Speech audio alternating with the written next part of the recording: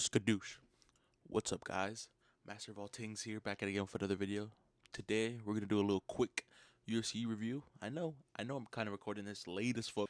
UFC, it's 11 in the morning, and it ended around like 1. Usually I do these as soon as it happened, but I was kind of tired right after, and I slept, and I forgot. But a little review. The card was pretty good, I'm not gonna lie. Some of the early prelims were all right. They were all right.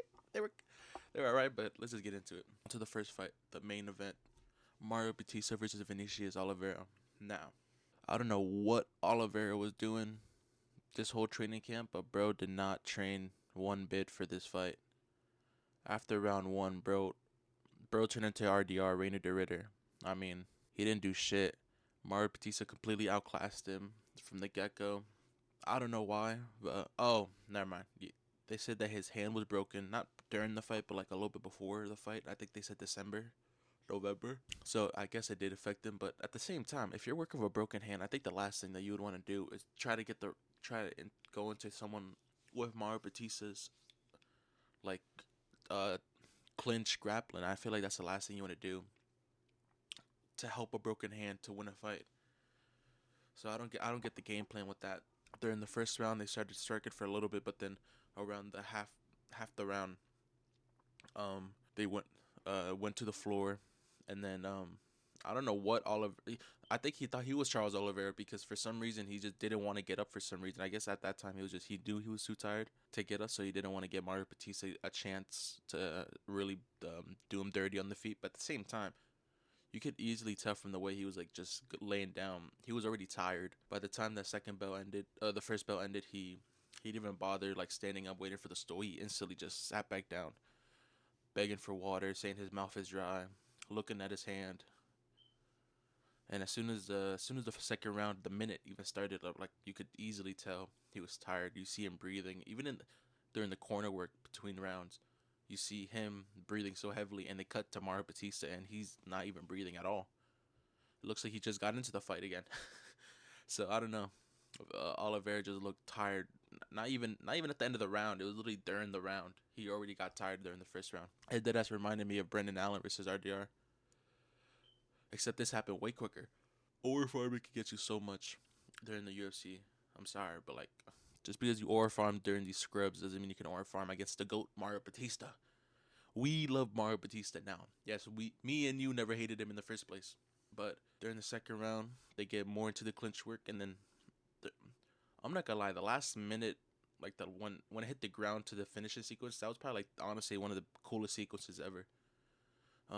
Oliveira tries to go for a trip, which does successfully, but the second he does, Batista sweeps it and goes back on top. And then during that, he tries to go side control, and then the last minute he goes into a crucifix twice. And unlike Hamzat, he actually tries to do damage. The criteria for this shit. He does damage, hits him with mean elbows, mean fist in the dome, and it causes Oliveira to try to scramble up. And while scrambling up, Mario Batista grabbed the hand to threaten with a Kimura. And this is the coolest part. During that Kimura, Oliveira tries to get out of it. Batista spins around his back, puts his arm around his neck, and then gets the rear neck. Like if you see it, it's honestly probably one of the coolest things during that fight. That whole transition of him during the crucifix, getting out of the crucifix, threading the Kimura, and then as soon as Oliveira almost releases his hand, he already got his back and got the tap. That boy knew he was screwed. He didn't even leave it for like a second, bro. As soon as he felt that shit under his neck, he instantly tapped, and then he got the dub. Um, he's trying to get the Corey Sandhagen fight, which I do agree. I think at this point he should get it. I think I think even if Corey Sandhagen wins or lose against Ariel Helwani, I think at that point you still just give him Mario Batista. I think at that like he would only go down like one or two spots, and if he wins, he's not even going up. So like you might as well just give him Mario Batista either way. And for Vinicius, I don't even know what you do with him. I guess just wait till your hand heals and then fight someone. I don't know. They might do a Gene Silva where they just give him another guy in the rankings above him. It wasn't too above. I thought Batista was like top top 6, but I guess he was only 11, which I was surprised by. But it doesn't matter. I think Batista should just fight someone either on the not in the rankings, give someone else a chance, or just fight someone like 15, 14 in that spot at that point, because you could clearly tell he wasn't ready for that. And I know people are gonna say that he broke his hand. Mario Bautista also claimed that he broke his rib during the Apache Mix fight and did did way better than him. So I don't know. You can't give excuses like that when the other guy had a previous injury going into his fight. But this really good main event, honestly. That even like the first round, it was pretty good. Like seeing them like go into the ground, hits, and one of the coolest part for me was in the first round when Oliveira was on the floor. Mario Batista trying to go on top. You see him like looping the fuck out of his punches to hit him in the stomach or the chin, and like I don't know, some people do that, but most of the time they like just try to go on a mount or side control. So, but I don't know, Mario Batista look cool. You know, look, I'm giving you little compliments, bro. He actually looked cool. Yeah, I think Mario Batista should just get the Corey Sandhagen or Song Yadong. There we go. And then Vinicius just fight some unranked guy. That's pretty much it. On to the next fight.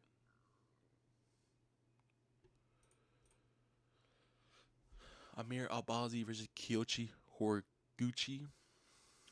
Yeah, bro. This was a total domination basically for the last 2 rounds. The first round was kind of close. It was a 29-28 for one of the cards, but the rest were 30-27s, which I could I could totally agree to either one. I think the first round was hard enough where you could make an argument for the first round going into Amir, but I think the first round was just too much damage put on him, and how clean he was compared to Amir with the clinch that honestly didn't really do that much in my opinion compared to Horiguchi's like first round. But you can make the argument, but the last 2 rounds he just totally dominated him. He was just too fast, too quick. Um, Amir had nothing to counter it. The wrestling wasn't strong enough to take him down or even control him. I could honestly see Horiguchi grabbing the belt from someone. I don't know. It's hard because I think someone like Joshua Van is kind of hard because they both didn't. I mean, I'm not sure. I would have to watch Horiguchi's past fights to see how much of a takedown threat he is to someone like Joshua Van because they're both pretty fast. But I could also see Joshua Van with the Rovel fight hitting him with the knees with the oblique kicks to Horiguchi when he tries to come in, and clearly, I don't think Horiguchi has a takedown threat like a Pantoja. So it would be a fun fight to watch against both of them. But I think he should fight the winner of Moreno versus Kavanaugh. That could be a title eliminator, or because I don't know how good Pantoja's conditioning is right now, but they could do I don't know. They could really do Kavanaugh versus Horiguchi for title eliminator. I know Kavanaugh technically doesn't deserve it, but still, I mean, at that point, you might as well just give him a title eliminator with Horiguchi and then just see, and then you could do. Damn, that's hard. I mean, if Joshua Van gets a fight between them, then it'll be easy. But for some reason, they're just like, he wants to fight. Why not just give him a quick fight with Manel Cap? They both took almost no damage. You could have easily made that fight. And then after that, whoever won could fight Tatsuro Taira. And by then, Pantoja would already be back. And then you could do Horiguchi versus Moreno or Kavanaugh. Easy peasy. But for some reason, they're dragging on the Joshua Van title reign. Which I'm not mad at. Shit, I like Joshua Van, but like, damn, bro, let him have a title defense. He wants a title defense. He wanted it, but they're not even trying to give it to him. But I think the next pay per view, they might either. I think the Max Holloway one or the next pay per view one, which I'm thinking. I don't know. They haven't announced the main event, but still. Uh, for Mario Bowsy, honestly, I'm not sure. I'm not sure. It's kind of hard. He's in a 2-fight losing streak with Moreno and Horiguchi. Honestly, maybe fight the winner of either Joshua Van or the guy who lost to Perez. I'm pretty sure. Those two fights could be interesting.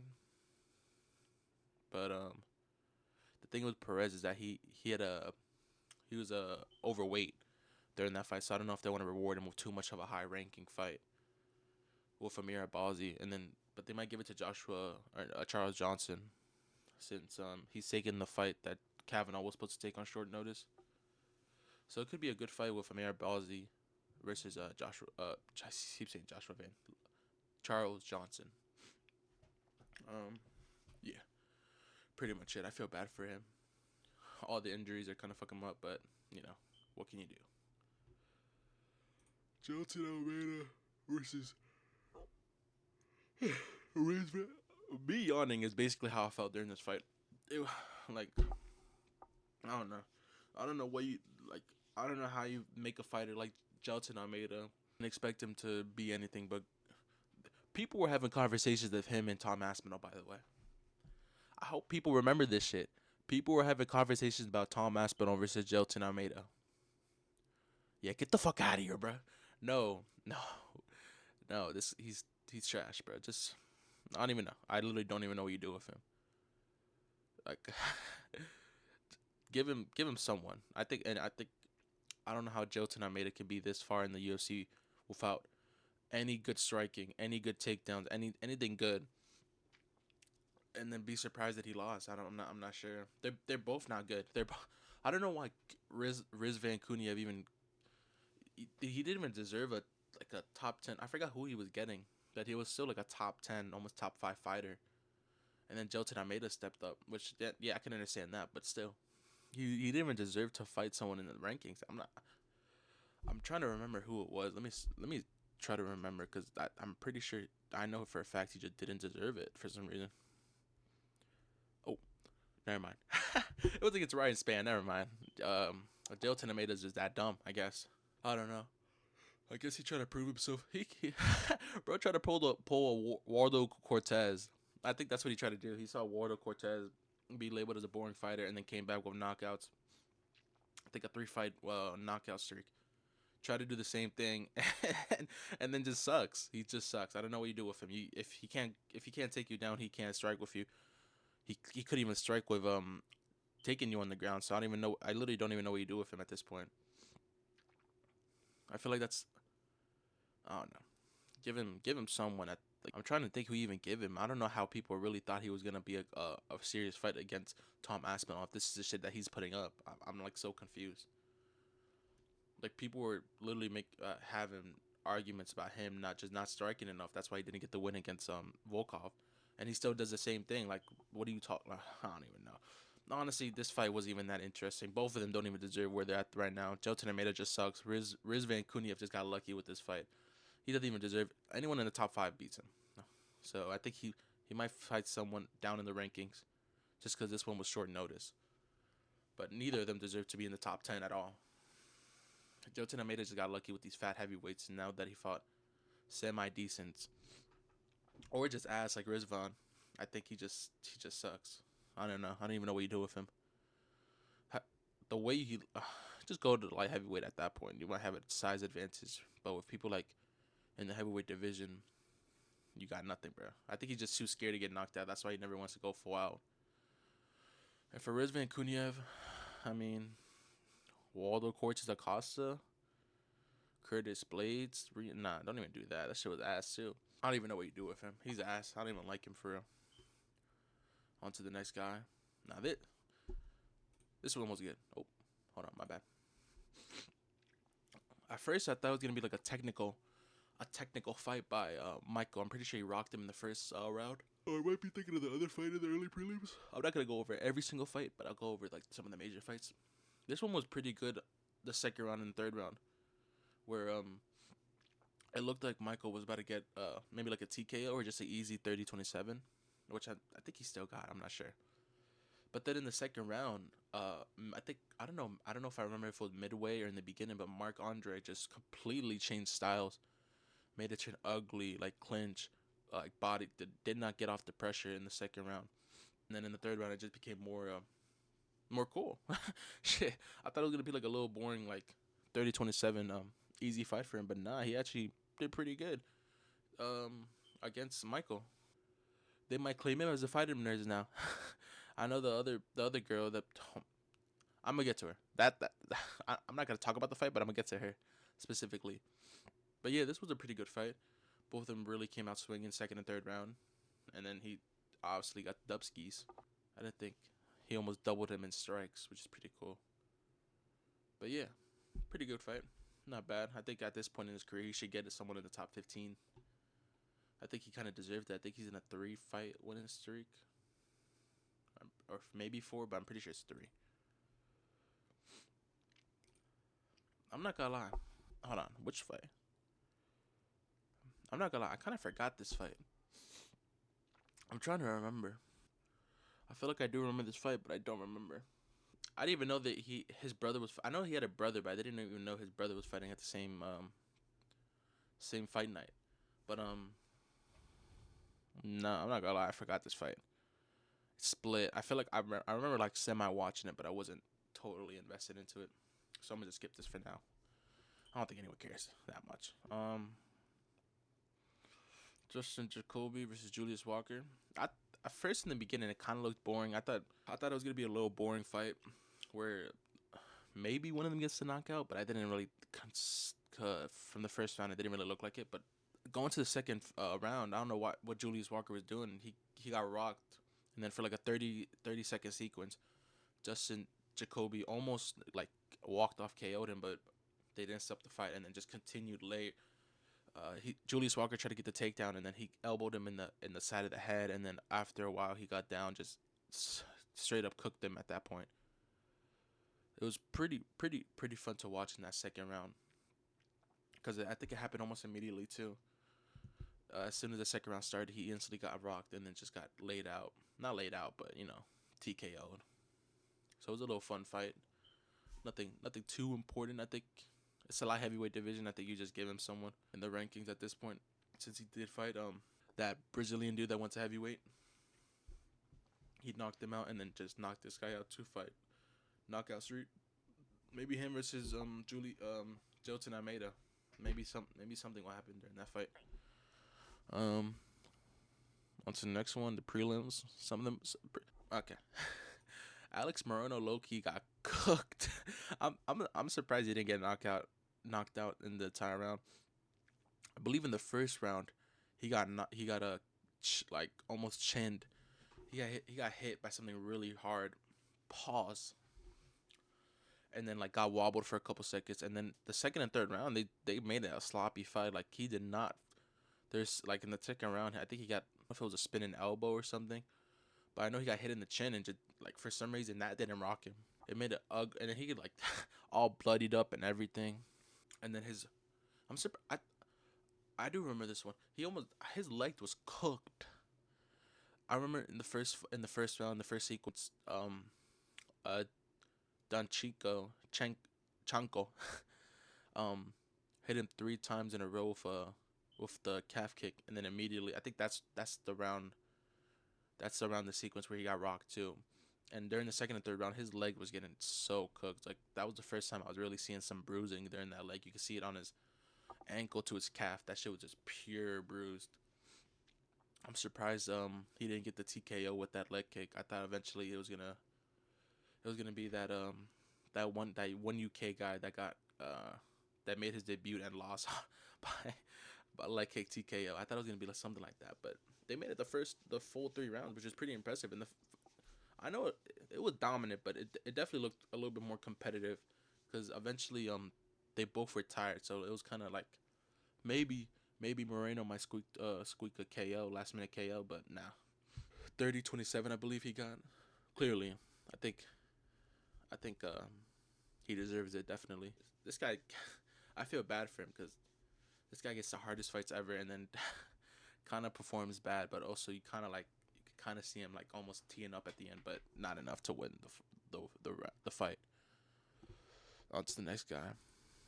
This one I kind of felt bad. I'm not gonna lie. I felt bad, because it only lasted a couple, like I think less than 2 minutes. It says right there, and then they were in the clinch. As soon as I think they let go, he hits him with an elbow, rocks him, Then I think Nico tries to hold on to him, then just rocks him, and then it's just standing KO, like like Nico wasn't even trying to like fight back or anything. He just grabbed the fence, and then like after a second, when I forgot who the ref was, they were holding him. Then he complains about what happened. I'm standing. He literally did not know where the fuck he was at during that whole sequence. I felt bad honestly because I'm like, damn, bro, he done did this. I just felt bad. It's just kind of like how rough that KO was, and not that it wasn't even like a late KO. It was literally just any ref would stop it at that specific moment. It's just that like the way he got KO'd was kind of sad. Like the way, like he didn't even like fall, no nothing. He literally like was conscious enough to grab the fence, but not conscious enough to fight. Like just conscious at all. So easy win for I don't know how to say his name respectfully. I'm pretty sure this was short notice, so I think he might fight someone else in the rankings. It's welterweight, so there's pretty high level fighters in the not ranked yet. So hopefully we see him again. That was a pretty good performance by him. This one, I don't even know, bro. It's kind of funny because people don't claim her as the fighting nurse because how many times she lost compared to the main four, but people forget she was part of the main. She was part of that main five. People used to say the main five. If you used to see when the fighting nurse were coming up, you would see edits of her with them too. But since she lost, she's just been ass. She's just ass, bro. I don't even know what to say. During this whole fight, I didn't even watch the whole thing, but I was watching like the second or third round. For some reason, I, I couldn't tell you why. Just any time they would break, she wouldn't even look at the opponent. She would she would just like look away while running away. So sometimes Souza would just head her because she's not even looking back. Like, what the fuck are you doing? What are you doing? I'm so confused. I don't understand. Both of these performances were ass. Like Souza was just trying to hold on to her, like for dear life, and then like I think Herb Dean. I don't know if it was part of the 8 takedowns, but like the 7 out of the 8 takedowns, I'm pretty sure they just fucking like on the clinch or on the fence, they just broke them up because how many times she would just go on the fence, do nothing, and then they would break them up and then go back to it. Both of them were ass because easily Bruna Brazil should have won this fight, but she's just so like they're both trash. I'm not even gonna. I wanted to talk about her performance specifically, but they're both ass. Like I hope none of them get into the rankings. Just how fucking terrible the performance was. This one was a good fight, a pretty back and forth. Maybe not back and forth. No, it was the first. It was he clearly won the first and third round.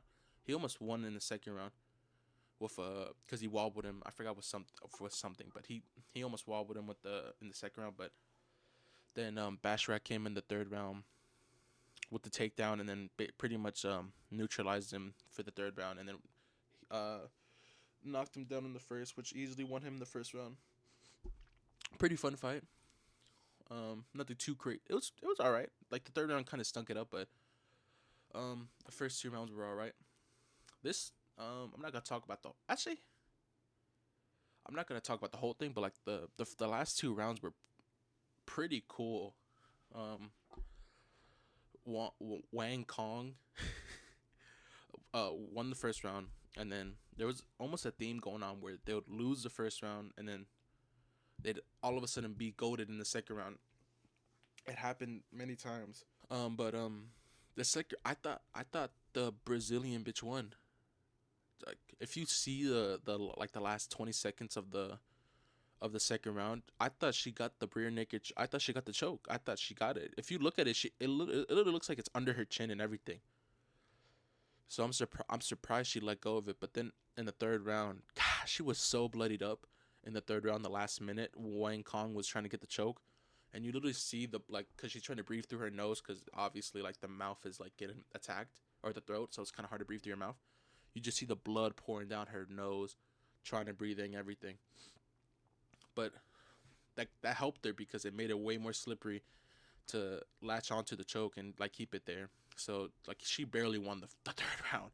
You could argue it was kind of 10-8 for that third round, because I believe that's the round she did the most damage. Yeah, 45-8. So yeah, I'm pretty sure it was a 29-28. Pretty fun 29-28. I'm not gonna lie. Um, second and third round definitely carried it. It's a catch weight, so she was like I think a pound or a pound and a half over.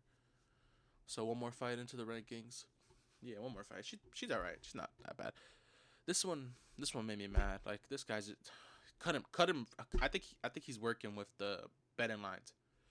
This guy's the dumbest motherfucker of all time. I think the judges had him losing either way, but in my mind, I had him winning the first and the third round if the third round never happened.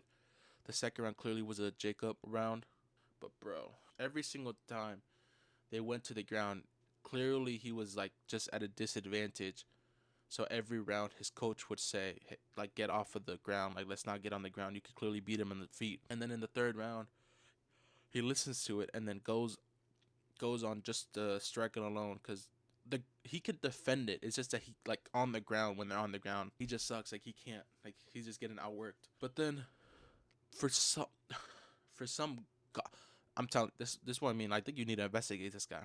For some reason, this guy just this for almost winning the third, literally like a minute before the third round ends, this guy decides for ungodly reasons to try to take him down. He gets reversed, and then I think the last 10 seconds he hits him with a submission, and then he taps the last. He says he's good, and then I guess he was trying to take off his mouthpiece, but I think doing that fucked him up. So when he did that, he didn't realize what time, like how much time he actually had. So he just tapped, and then he lost. Like that's, I mean, I don't even know what like you call that. That might be dumber than Glover Teixeira versus Jan Blachowicz. That, honestly, I really think it is. Just actually no, because Glover was winning, so that's dumber. But this one was just dumb. Like I really don't understand. Your coaches are literally telling you that you're better on the feet. Don't go on the ground, and you easily just win this round. And of course, the last minute, the thing he decides to do is the thing that they tell him not to do, and he loses. He deserves to lose. I mean, honestly, you shouldn't be a UFC fighter. You're just gonna do some retarded shit like this. Honestly, just good riddance. Get Ashley, because what do you what in your brain actually compelled you even do that shit? It don't even matter. It was all right. It was all right fight. It just wasn't. That shit just made me mad. I didn't even bet on him, but like, if I was his coach, I'd be mad as fuck. And I was just mad because I'm like, damn, bro, why you just dumb, stupid, bro. Um, yeah, I don't know, but yeah, pretty good fight night. Um, nothing, not too bad, honestly. Um, I'm seeing a lot of but nothing, but we're gonna have a week break, so I think I might post a little bit other videos. I'm thinking of posting a J. Cole versus Joji review. Um, J. Cole's album, low key mid on the low. I listened to it once and I'll listen to it later, but that shit low key mid. And I heard Joji's album is not isn't. I heard just a couple reviews. That's not looking too good either. The singles weren't even moving me, so I'm not entirely surprised. But yeah, I think either tomorrow or Tuesday I'll release a J. Cole Joji review. Call it Battle of the Mids. Fuck it, bro. But yeah, I don't know how. I say quick review, but I'm pretty sure the video's over 30 minutes video. So fuck it. Glad you guys watched it. The music review's coming out Monday, Tuesday. So be sure to look for that. And I'll see you guys in the next video. Have fun, ladies. Fuck guys.